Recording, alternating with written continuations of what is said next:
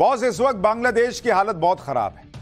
वहां पर कोई सरकार नहीं है, संसद भंग हो चुकी है, लूटपाट और आगजनी चल रही है। यानी बांग्लादेश जल रहा है और उसकी लपट में कोई और भी जल रहा है, तो वो है बांग्लादेश का अल्पसंख्यक हिंदू समाज, जिस पर भयंकर अत्याचार की खबरें आ रही हैं। हिंदू घरों को निशाना बनाया जा रहा है, हिंदू मंदिरों को टारगेट कर करके जलाया जा रहा है। हिंदुओं के घर, मंदिर, दुकान, संस्थान जो हैं वो सब निशाने पर हैं। लेकिन ऐसे दंगाइयों में इंडी गठबंधन के इकोसिस्टम को हीरो नजर आ रहे हैं। फिलिस्तीन के लिए आंसू की गंगा बहा देने वाले इंडी गठबंधन के नेताओं की आंख से एक आंसू नहीं गिर रहा है हिंदुओं पर हो रहे अत्याचार के मामले में। एक तख्ती संसद में नहीं लहराई गई बांग्लादेश के हिंदुओं को बचाने के लिए। लेकिन बात फिलिस्तीन की थी तो बॉस, लाइन में लगकर छाती पीटी गई थी। स्टेटमेंट पे स्टेटमेंट जारी किए जा रहे थे। बस चलता तो नेता यहां के लेट जाते इजराइल के सामने कि हमास के आतंक का जवाब देने की कार्रवाई करने से पहले हमारी लाश पर से गुजरना होगा टाइप।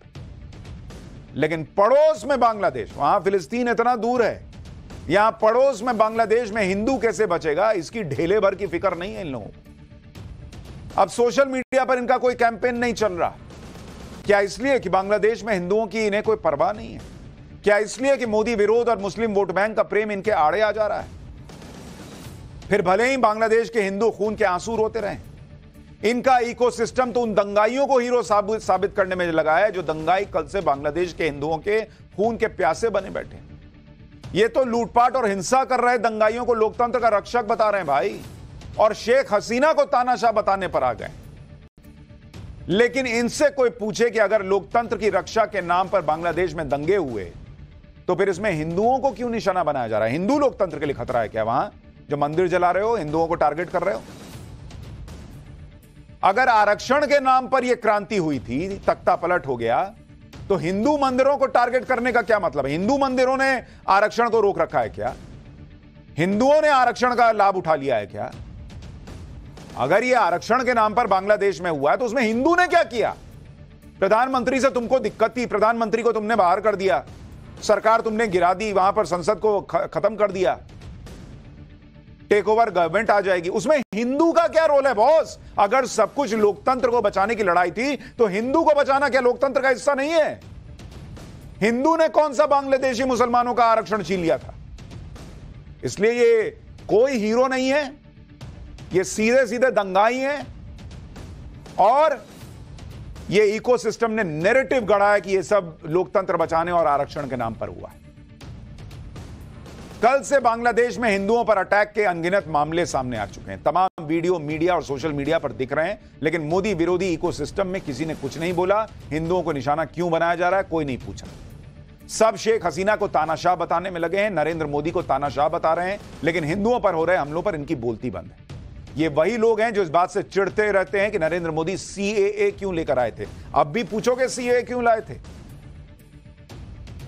अब समझ में आ रहा है सीएए क्यों लाए थे? ऐसे ही हिंदुओं को बचाने के लिए लाए थे बॉस,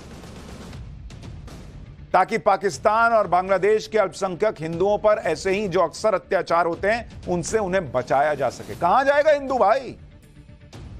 जब भी कोई घटना होती है तो हिंदुओं को टारगेट किया जाता है। ऐसा ही बांग्लादेश में कल से चल रहा है। बांग्लादेश में हिंदू इस वक्त किस हाल में है, एक एक तस्वीर आपको दिखाता हूं। बांग्लादेश के मेहरपुर में उग्र भीड़ ने इस्कॉन मंदिर को निशाना बनाया। तस्वीर देखिए, मंदिर जला दिया लोगों ने। दंगाइयों ने मंदिर में तोड़फोड़ करने के बाद उसे आग के हवाले कर दिया। क्या दोष था मंदिर का बताओ? यह मंदिर तुम्हारे लोकतंत्र के आड़े आ रहा था, या इस मंदिर में जो है वो आरक्षण का सर्टिफिकेट बांटा जा रहा था हिंदुओं को? मंदिर प्रशासन की तरफ से बताया गया कि न सिर्फ मंदिर को नुकसान पहुंचाया गया, बल्कि मंदिर में मौजूद श्रद्धालुओं पर भी अटैक हुआ। इसी तरह बांग्लादेश के नरसिंगदी में काली माता के मंदिर को निशाना बनाया गया। मंदिर की मूर्तियों को खंडित कर उसे वहां से हटा दिया गया। मंदिर में मौजूद सारी पूजा सामग्री को तहस नहस कर दिया गया। कौन से हिसाब से यह लोकतंत्र बचाने की लड़ाई है? यह नफरत भरी हुई है जो सामने आ रही है बार बार। बांग्लादेश में दंगाइयों ने शॉपिंग मॉल को भी लूट लिया। बांग्लादेश के छतरग्राम में भीड़ शॉपिंग मॉल से सामान लूटती नजर आई। दावा है कि यह शॉपिंग मॉल का ओनर एक हिंदू है, इसलिए इस मॉल को टारगेट किया गया। बांग्लादेश ने हिंदुओं के घरों को भी टारगेट किया जा रहा है। जिस जले हुए घर की तस्वीरें आप देख रहे हैं वो बांग्लादेश में रह रहे एक हिंदू वकील की है और उनके घर को आग के हवाले कर दिया गया। बांग्लादेश के नसीराबाद में भी हिंदुओं के घरों को टारगेट किया गया, उनके घरों में लूटपाट की गई, गाड़ियों में आग लगा दी गई। ये दंगाई करते हैं बॉस, लोकतंत्र की रक्षा करने वाले नहीं करते। सो प्लीज इनको लोकतंत्र के हीरो मत बताइए। इनके पीछे जो कट्टरवादी सोच काम कर रही है वो साफ साफ दिख रही है। बांग्लादेश में हिंदुओं के घर में घुसकर महिलाओं को भी टारगेट किया जा रहा है। बांग्लादेश में रहने वाली हिंदू महिलाएं रो रो कर अपना दुख दर्द बता रही हैं और उसे सोशल मीडिया पर पोस्ट कर रही हैं। आप सुनिए बांग्लादेश में हिंदू महिलाएं कैसे मदद की गुहार लगा रही हैं, फिर आगे की बात बताता हूं। মিছিল নিয়ে যাওয়ার সময় উল্টো দিক থেকে এসে আমার বাসার মধ্যে ঢুকে, আমার বাবা একজন ব্যবসা করে, সে তার ব্যবসার প্রতিষ্ঠান, আমার ভাই একজন ডাক্তার, ছোট কাকার ছেলে, তার চেম্বারও আমাদের বাসার মধ্যে। এই চেম্বারের মধ্যে ঢুকে আমাদের পুরো ভাইরা চুইরা কিচ্ছু রাখে নাই। আমার কাকাকে খুঁজতেছিল, আমার ভাইকে খুঁজতেছিল, মানে এরা কোথায়।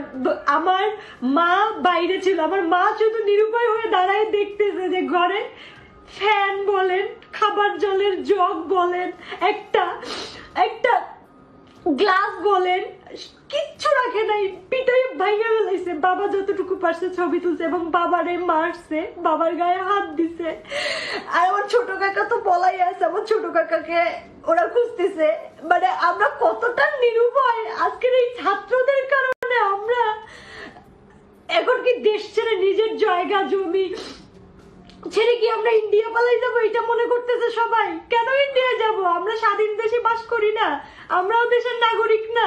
তো তাহলে কেন আমাদের সাথে এরকম হবে? আমরা তো স্বাধীনতা, ঠিক আছে, সবই ঠিক আছে। তাদের কাছে আমার আবেদন, প্লিজ নিবেদন, ছোট ছোট ভাই বড় ভাই ভাইয়ারা সবাই প্লিজ, ঘাটের মোড়ে প্রত্যেকটা দোকান লুটপাট হচ্ছে, আপনারা চলে আসেন প্লিজ। এসে আপনারা সরিষাটার মোড়ে প্রত্যেকটা মোবাইল নিয়ে চলে গেছে, এসিটা পর্যন্ত শোরুমে খুলে নিয়ে গেছে, টাইলস নিয়ে গেছে, চেয়ার পর্যন্ত নিয়ে গেছে। আপনারা কোথায়? এটার জন্য তোমরা এই স্বাধীনতা করলাম। রড সিমেন্ট থেকে শুরু করে কমর সব নিয়ে যাচ্ছে। রাব্বি, এই রাব্বি এই যে রড চুরি করতেছে, রাব্বি দেখেন রডগুলো নিয়ে কিভাবে চলে যাচ্ছে, আমার দোকানের জিনিসগুলো নিয়ে চলে যাচ্ছে। ভাই এইটার জন্যই আমরা এই দেশে আন্দোলন করবো না, আমাদেরকে বুঝাই পাঠালো জিনিস নিয়ে। ये भीड़ लूट खसोट मचाए हुए हिंदू मंदिरों में आग लगा रही है, हिंदुओं को टारगेट कर रही है। लेकिन यहां भारत में कोई नहीं, विपक्ष में एक नेता नहीं जो स्टेटमेंट जारी कर। हिंदुओं पर हो रहे इन हमलों को लेकर आज विदेश मंत्री एस जयशंकर ने संसद में बात की और इस तरह के मामलों पर चिंता जताई। सुनिए विदेश मंत्री ने संसद में क्या बताया, फिर आपको बताऊंगा कि कैसे साधु संत और धर्मगुरु भी इस मामले में अब आवाज उठा रहे हैं, लेकिन इंडिया अलायंस के नेता उनके मुंह से कुछ नहीं निकल रहा। On 4th August, events took a very serious turn. Attacks on the police, including police stations and government installations, intensified even as overall levels of violence greatly escalated. Properties of individuals associated with the regime were torched across the country. What was particularly worrying was that minorities, their businesses and temples also came under attack at multiple locations. The full extent of this is still not clear. Sir, on 5th August, demonstrators converged in Dhaka despite the curfew. Our understanding is that after a meeting with leaders of the security establishment, Prime Minister Sheikh Hasina apparently made the decision to resign. At very short notice, she requested approval to come for the moment to India. We simultaneously received a request for flight clearance from Bangladesh authorities. She arrived yesterday evening in Delhi. Bangladesh में जिस तरह से हिंदुओं को target किया जा रहा है उससे संत समाज भी बहुत चिंतित है। बाबा बागेश्वर से लेकर योग गुरु स्वामी रामदेव तक इस पर चिंता जता रहे हैं। सुनिए उन्होंने क्या कहा है, फिर आपको बताऊंगा कि जो लोग हिंदुओं पर बात नहीं कर रहे वो अपनी राजनीति का एजेंडा चलाने में कैसे पीछे नहीं है।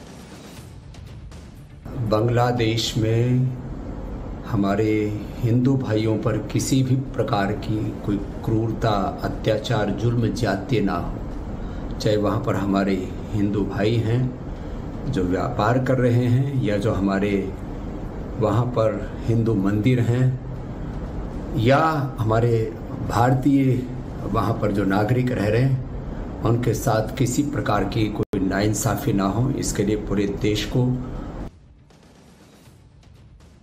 हम अभी भारत से बाहर न्यूजीलैंड में हैं।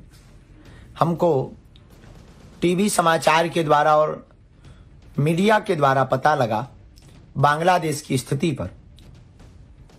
भयंकर स्थिति है वहाँ की, खूब उपद्रव हो रहे और पथराव हो रहे हैं।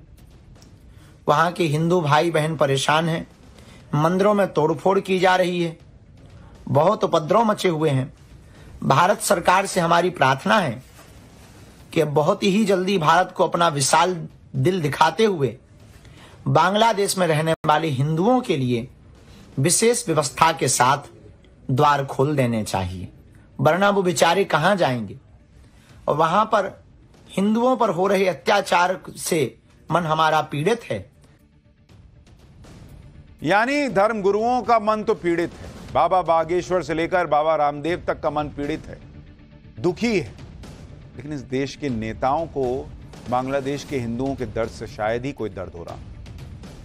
ये बहुत सीरियस मामला है बॉस हमारे लिए भी, क्योंकि जब पड़ोस में आग लगी हो तो हम भी चैन से कैसे बैठ सकते हैं।